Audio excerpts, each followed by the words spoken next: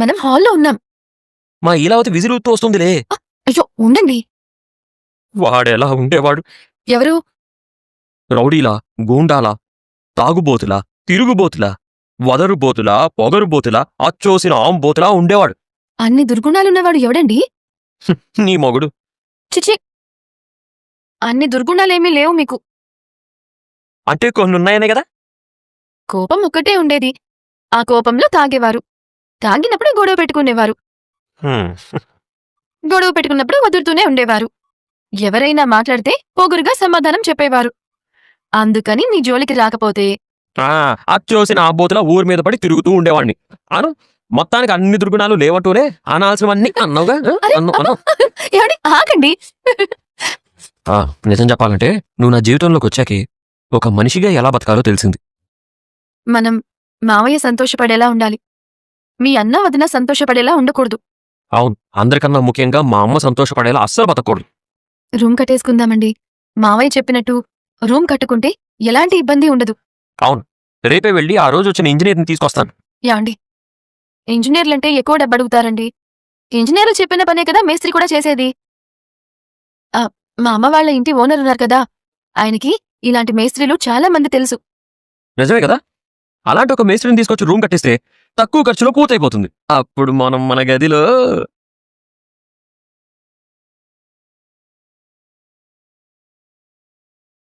₹1,00,000 వచ్చాయి కదా, నిన్నెవరు ఆపుతారు? చెయ్యి. డాన్స్ కి లక్షకి లింక్ ఏంటి నాకేవతి? అర్ధరాత్రి డాన్సులు ఆడుతున్నాడు. డాన్సులు. నువ్వు ఇలా మాటి మాటికి బిజిలుకుంటూ వస్తే మా బతుకుల్లో మిగిలేది కాలరాత్రులు తప్ప ఇంకేముంటాయి మా బొందా?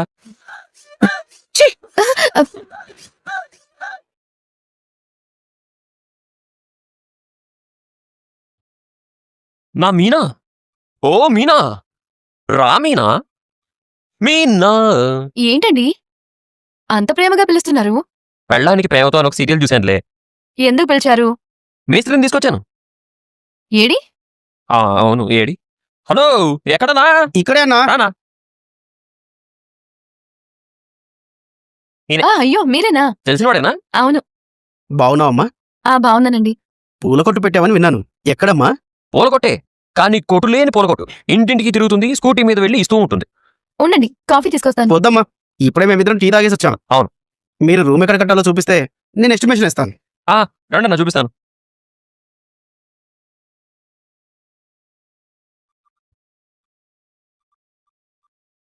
ఇక్కడే అన్న రూమ్ కట్టాలి. ఇక్కడేనా? అన్నా, హాల్ పెద్దగా రావాలి. ఇటువైపు ఒక పెద్ద కిటికీ, ఒక అటాచ్డ్ బాత్రూమ్. అలాగే.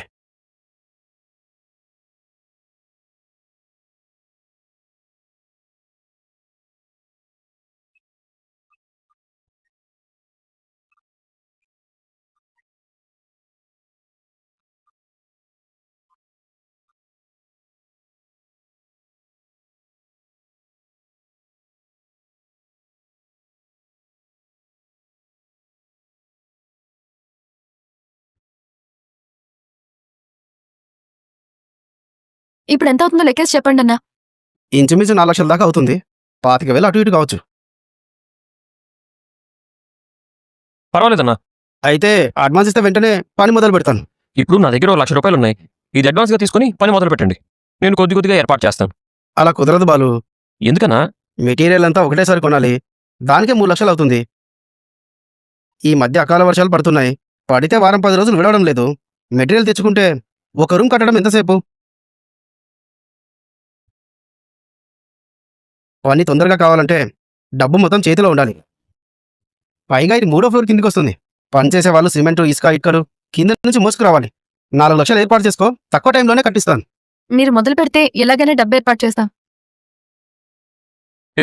ఈ డబ్బు అడ్వాన్స్ గా ఉంచండి. ఇప్పుడు ఎందుకు బాలు? మీకు ఇస్తే మాకు ధైర్యంగా ఉంటుంది. సరే, నేను బయలుదేరుతాను. డబ్బు సర్దుబాటు కాగానే నాకు ఫోన్ చేయండి. అలాగే అన్నా. ఉంటాను. 4 లక్షలు ఎలా? ఈయన కాస్త న్యాయంగానే చెప్పాడు. అంతకు ముందు వచ్చిన ఇంజనీరు 5-6 లక్షలు అవుతుందన్నాడు. అయినా అంత డబ్బు ఎక్కడి నుంచి తెస్తారు? ఖచ్చితంగా తెస్తాం.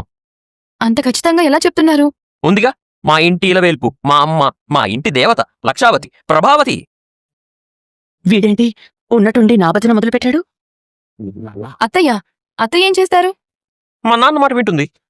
మావయ్య ఏం చేస్తారు? మా అమ్మతో మాట్లాడి ఆవిడ నగలన్నీ తెచ్చిస్తారు. ఏంటి అత్తయ్య నగలు తాకట్టు పెడతారా? తాకట్టని చెప్తాం, సరిపోకపోతే అమ్మేస్తాం. మనోజ్ గడు నీ నగలు అమ్మేసినట్టు.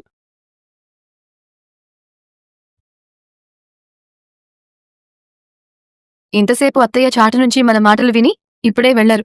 తెలుసు, అందుకే ఊరికే బెదరగొట్టాను. లేకపోతే చాటు నుంచి తొంగి చూస్తుందా? ఆవిడ నగలు మనకెందుకు గానీ ఏదో ఒకటి చేసి డబ్బు రెడీ చేసుకోవాలి. అదే ఎలా? ఆలోచిద్దాం, ఏదో ఒక దారి దొరకపోదా? మీనా, 1,00,000 రూపాయలు గెలుచుకున్నావా? ఆ పోటీ ఏంటో చెప్తే మేము వచ్చేవాళ్ళం కదా. మీ ఆయన్ని తీసుకుని ఆ ఆలుమగల పోటీకెళితే మందు కొట్టి అక్కడే పడుకునేవాళ్లేవే. మీనా బాలు వెళ్లారు కాబట్టి గెలిచారు. ఇలాంటి పోటీలు కూడా ఉంటాయని నాకు తెలీదు మీనా. ఏం పోటీలు పెట్టారు? ఒకరంటే ఒకరికి ఎంత ప్రేముందో తెలుసుకోవడానికి పోటీలు పెడతారక. నా మనసులో ఏముందో ఆయన చెప్పాలి, ఆయన మనసులో ఏముందో నేను చెప్పాలి. ఒకరి గురించి ఒకరికి పూర్తిగా తెలుసు అనేది వాళ్ళకి అర్థమైతే చాలు, మనం గెలిచినట్టు. భార్యాభర్తలన్నాక 10 మంది ముందు ఒకలాగా, ఇంట్లో ఒకలాగా ఉండడం మామూలేగా. ఎవరి ముందుకైనా వెళ్తే పెళ్ళాన్ని ఓ ఆకాశానికి ఎత్తేస్తారు. ఇంటికొస్తే మాత్రం చికెన్ వండలేదా, రోజూ ఆకుకూరేనా, ఈ పచ్చడేంటి నీ మొహంలా ఉందని తిడతారు. ఏ మొగుడైనా పెళ్ళం చేసే వంట బావుంది అనడం విన్నారా? అవునే, నిజమేనే. నేను మా ఆడపడుచు వాళ్ళ ఇంటికి వెళ్ళినప్పుడు బీట్రూట్ దోశ చేసి పెట్టింది. బావుందని ఇంటికొచ్చి మా ఆయనకు అలాగే చేసి పెడితే తిని బావుందని ఒక్క మాట కూడా అనలేదు. మిగిలిన దోశలు కోపంతో వీధి కుక్కకేస్తే అది తిని తోకూపుకుంటూ నా చుట్టూ తిరిగింది. అందరు మొగుళ్ళు అలాగే ఏడ్చారులే. లేదు, మా ఆయన అందరిలాంటి వాడు కాదు. ఏ, మీ బాలు పైనుంచి దిగొచ్చాడా? భర్తే కదా, అందరూ అంతే.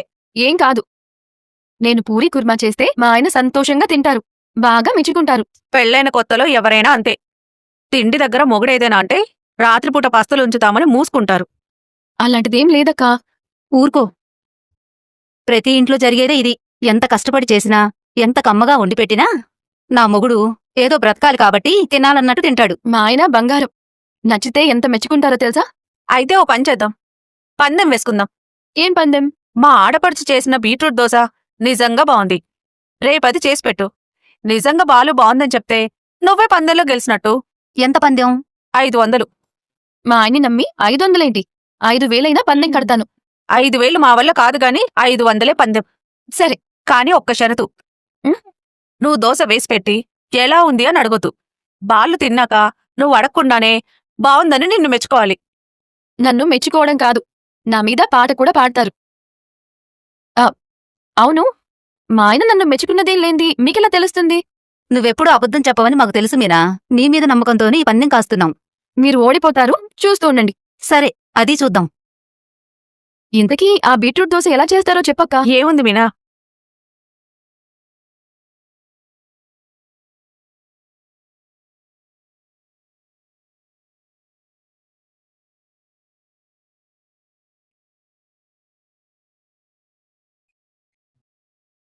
అమ్మా మీనా, టిఫిన్ రెడీ అయిందా? అయింది మావయ్య.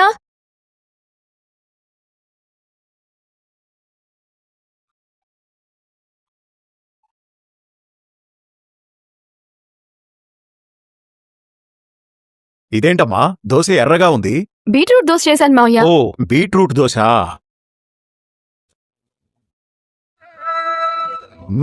చాలా బాగుందమ్మా, కొత్త టేస్టు.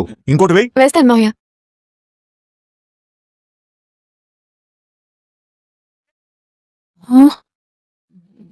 ఇవాళ వైట్ షర్ట్ వేయాలేమో. కర్మ కర్మ.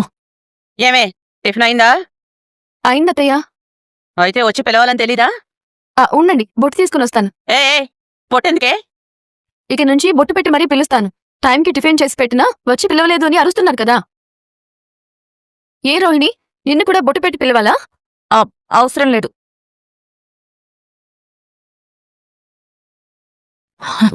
ఎంతసేపు దండం పెట్టుకుంటావు? ఇవాళ గురూజీ ఒక స్తోత్రం చదువుకోమని చెప్పారు. అది రాత్రి మొత్తం బట్టి పట్టి మరీ నేర్చుకున్నాను. నువ్వు వాడికి ఏమైంది అసలు? కొత్త భక్తి మొదలైందత్తయ్య. నువ్వురా. ఏయ్, ఈ దోశ ఏంటి ఇలా ఉంది? బొట్టు పెట్టారన్నావు, కుంకుమ కలిపావా ఏంటి? అది బీట్రూట్ దోశ, సూపర్ గా ఉంది. బీట్రూట్ దోశ? ఏంటిది?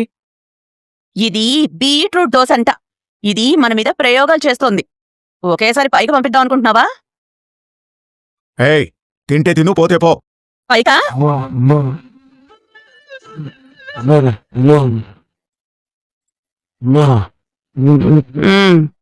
పర్వాలేదు తినొచ్చు.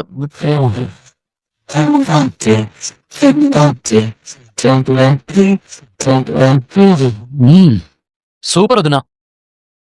రెస్టారెంట్ పెడితే నిన్నే చీఫ్ గెస్ట్ గా తీసుకెళ్తాను. ఏంటి ట్రిప్ పూర్తయ్యాక డబ్బులు ఇవ్వకుండా తప్పు నీది అంటున్నాడా? వాడు మా అన్నయ్యలాగే ఉన్నాడే. అసలు మనిషా మనోజ్ గడా 4 పేగలేకపోయావా?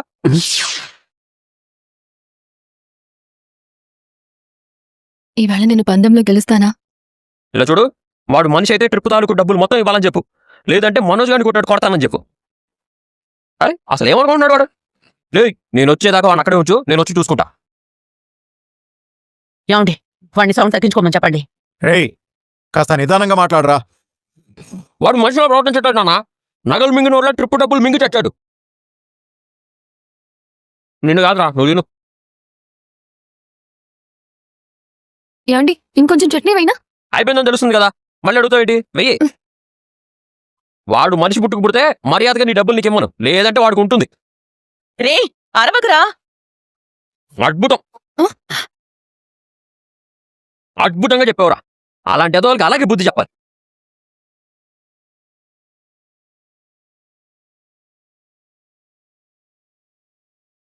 ఇంకొకటి కావాలా?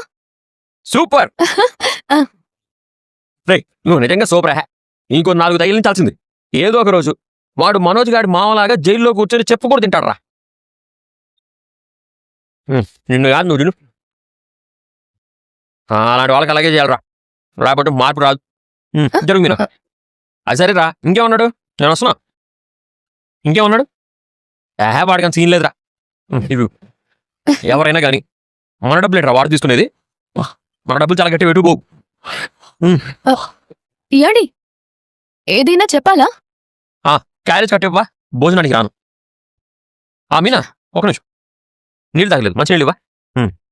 అక్కడే ఉన్నాయి, తాగండి.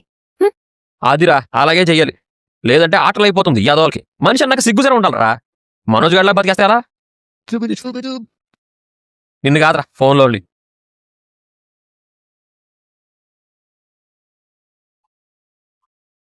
వస్తున్నారా, బయలుదేరుతున్నా. బాయ్.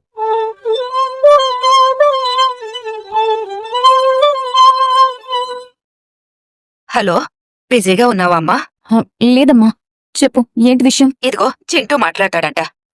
అమ్మా అన్నం తిన్నావా అమ్మా? తిన్నాను నాన్న, నువ్వు తిన్నావా? తిన్నానమ్మా. అమ్మా చెప్పు నాన్న. నా పుట్టినరోజు వస్తుంది కదా.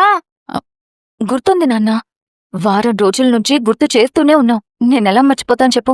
అయితే నువ్వు వస్తున్నావు కదా. నేను ఖచ్చితంగా వస్తాను. నా చింటూ పుట్టినరోజుకి నేను లేకుండా ఎలా? అయితే నా ఫ్రెండ్స్ అందరిని పిలవనా? పిల్లు చింటూ, ఆ రోజు నీకు నేను కేక్ కూడా తీసుకొస్తాను. సరే అమ్మా. నీకు ఇంకో విషయం తెలుసా? ఏంటి చింటూ?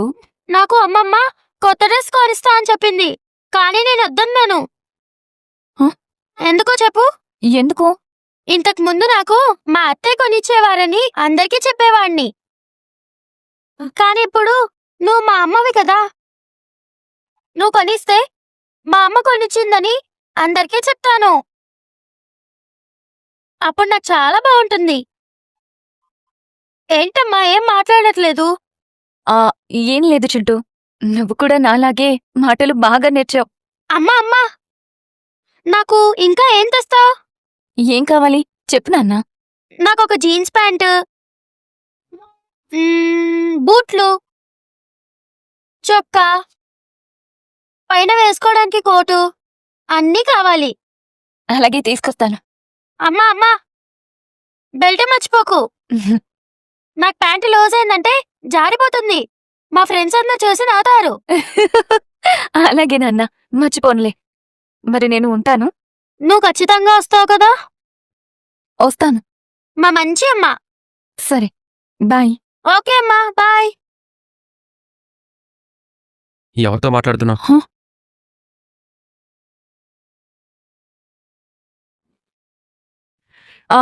అది అది మా క్లయింట్ పుట్టినరోజుంది, దాని గురించే చెప్తుంటే వింటున్నాను.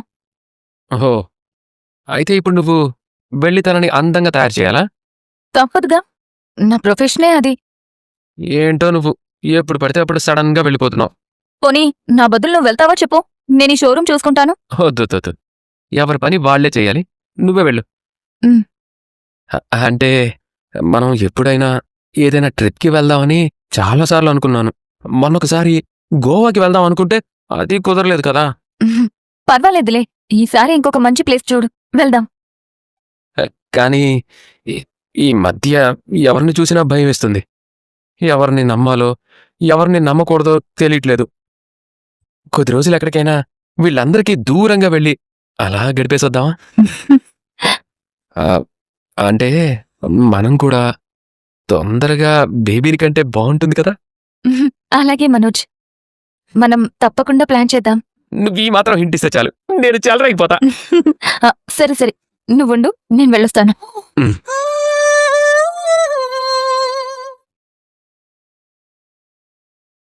ఏంటి మీనా, ఓడిపోయినట్టేనా? నట్టేనని మీనా మొహం చూస్తుంటే తెలియటం లేదా? బాలు మెచ్చుకుంటాడండి, మెచ్చుకుని పాట కూడా పాడతాడండి. భర్తలంతా ఇంతే, కొత్తలో ఉండే మోజు పాత పడ్డాక ఉండదు. ఆపండి, ఆయన వేరే హడావిడిలో ఉండి పట్టించుకోలేదు. పనులెవరికుండవు, మనకు లేవా పనులు? పూలు వాడిపోకముందే అమ్మేయాలని ఎంత తొందరగా కొట్టు తెరవాలని చూస్తా.